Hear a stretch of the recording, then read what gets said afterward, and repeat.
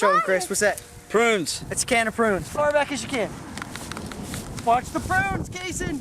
You ready? No. Oh. Can of prunes. I can't really see it. You can't? No, you can't really see it. That's all right. Try it anyway. Ready? Look at me. Toilet paper. Toilet paper. Ready?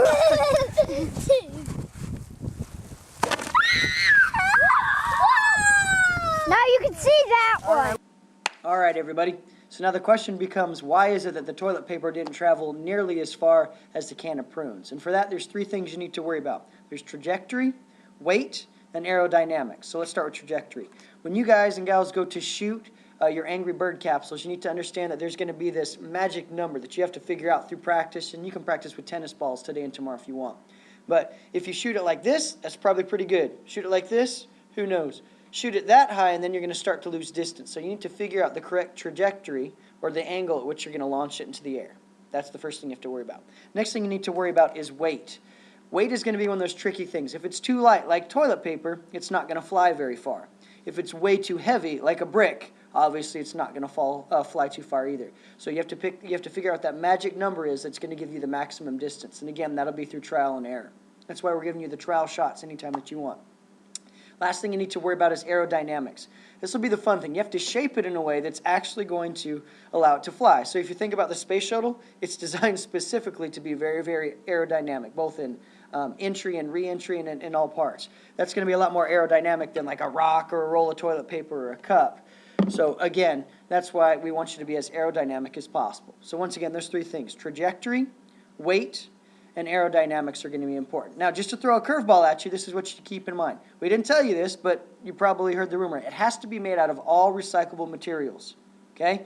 We don't want you to go out and buy something. It has to be found in the trash or be something that could or is being recycled. So think about cans, bottles, toilet paper rolls, egg cartons, whatever it is that you can think of, but it has to be exclusively from that.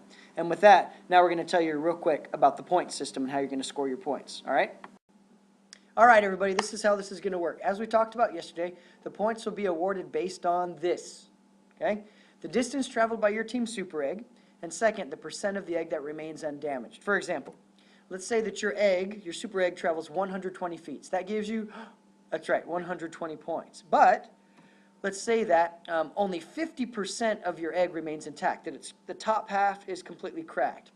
We're going to multiply that percent by your point total. So in this case, you had 120 points, multiply that times 0.5, and that will give you only 60 points. So you want to keep the egg intact. Finally, we're going to add in what we call style points.